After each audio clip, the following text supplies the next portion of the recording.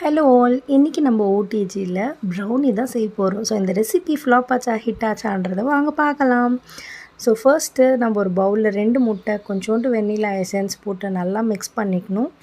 Mix பண்ணிவிட்டு இதில் வந்து நான் நாட்டு சர்க்கரை எடுத்திருக்கேன். நாட்டு சர்க்கரையும் கொஞ்சம் போட்டு ஆட் பண்ணிவிட்டு நல்லா மிக்ஸ் பண்ணிவிட்டு, இதுக்கப்புறம் கொக்கோ பவுடர், மைதா இது 2த்தையும் ஜலிச்சு அந்த மிக்சர்லேயே ஆட் பண்ணி நல்லா மிக்ஸ் பண்ணிக்கோங்க.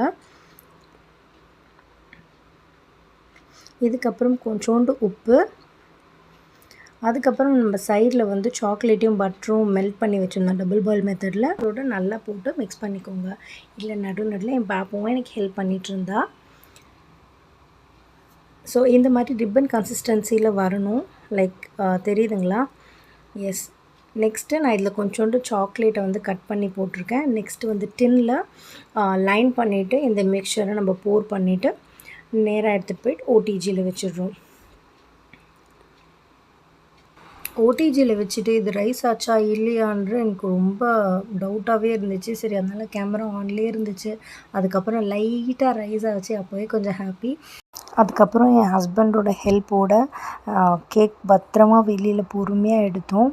அப்புறம் கேக்கு பார்க்கும்போது க்ரிங்கிள் டாப்போடு ரொம்ப அழகாக இருந்துச்சு. எனக்கு ரொம்ப சாட்டிஸ்ஃபைடாக இருந்துச்சு. ஓ மை காட், நம்ம பண்ணது ரொம்ப நல்லா வந்திருக்கு போலன்ட்டு.